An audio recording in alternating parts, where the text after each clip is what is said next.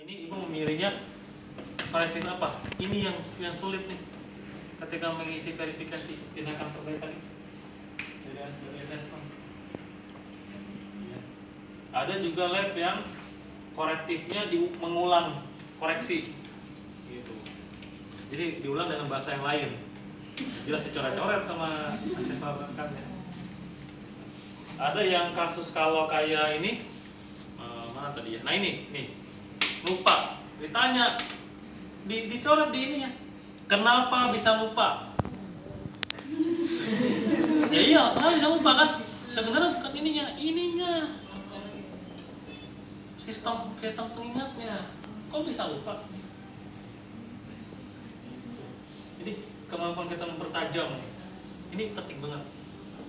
Ya, penting banget. Oke, ada pertanyaan. Ayo lagi. Nanti silakan bisa dipertajam. Lihat di dalam masing-masing. Kalau ada masalah coba diatasi. Kalau nggak ada masalah coba itu masalahnya.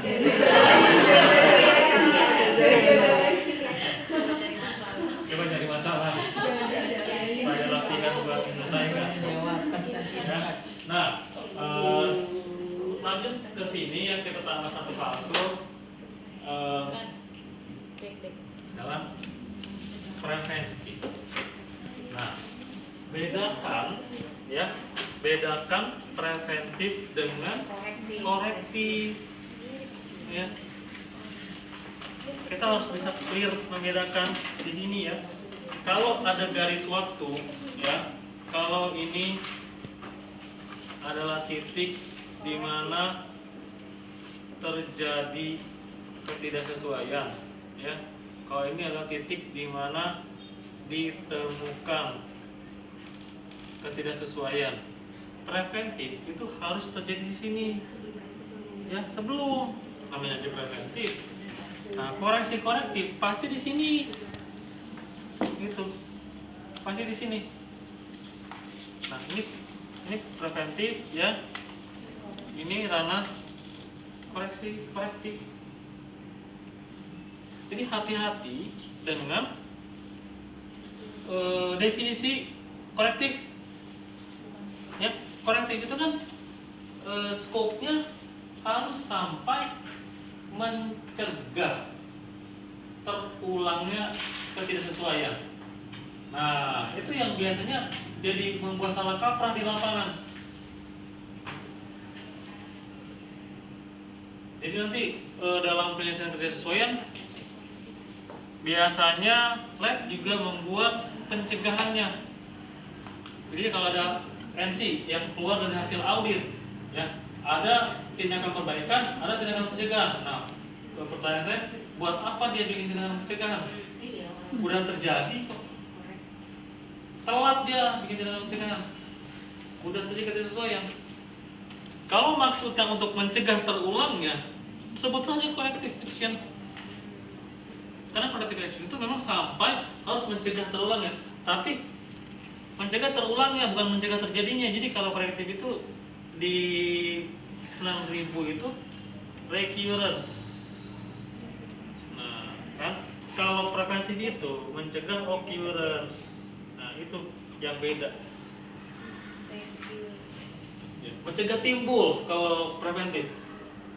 Kalau korektif mencegah terulangnya. Itu aja bedanya. Nah, yang ini tentang preventif ini nanti di 2017 ini sudah hilang. Udah nggak ada lagi. Soalnya nggak efektif. Coba, emang ada lab? Ada yang melaksanakan preventif? Dikit pasti. Dikit banget. Dikit banget lab yang mencari-cari ini mana nih potensi masalah, dikit. Sebenarnya baik maksudnya, sebenarnya baik. Ini mencegah kan. Misalnya kalau gampangnya kalau di control chart langsung ketemu 1-2S.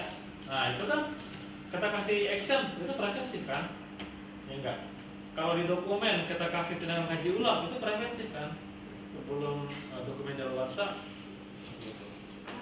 Kalau apa itu termasuk tindakan apa? Preventif apa? Apa?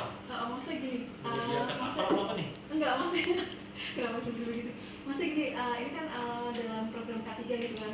Maksudnya itu kan sebelum terjadi maksudnya ada konsleting atau apa kayak gitu kan, di lab itu untuk apa, prosedur K3-nya itu kan harus menguji apa, terus kemudian kayak apa namanya, wash kayak gitu tuh.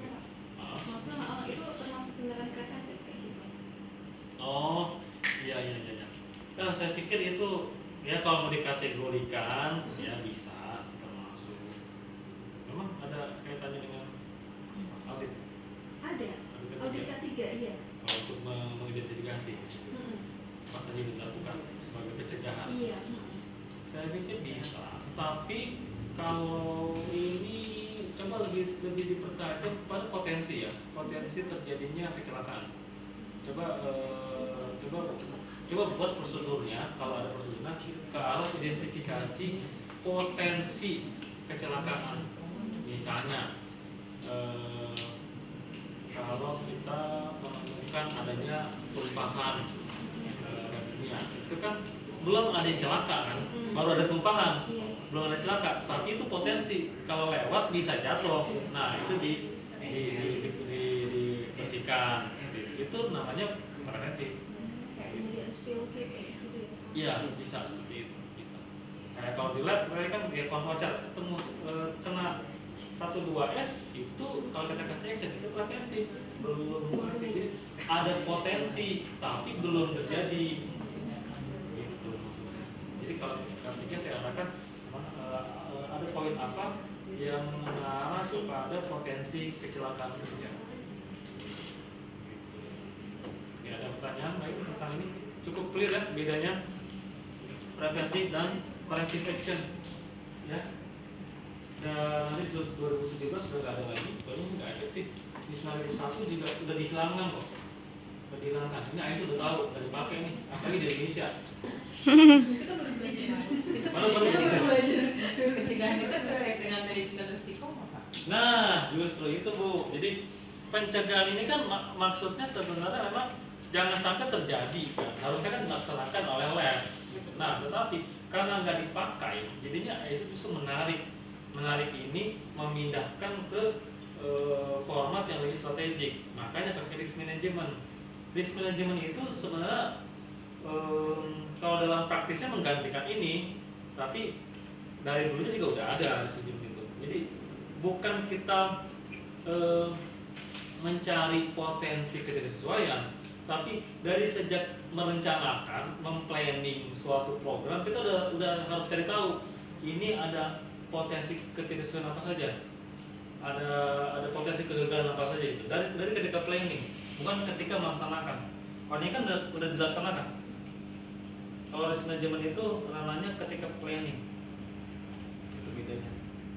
Ya, nanti di 2017 sudah pakai manajemen risiko. Jadi 17.25 pun sudah pakai risk management di episode 17. Tindakan pencegahan sebenarnya diganti jadi risk management gitu ya. Diganti, dia arahnya tuh lebih kepada pakai strategik Bu, dihapus. Sebenarnya risk management dari dulu udah ada.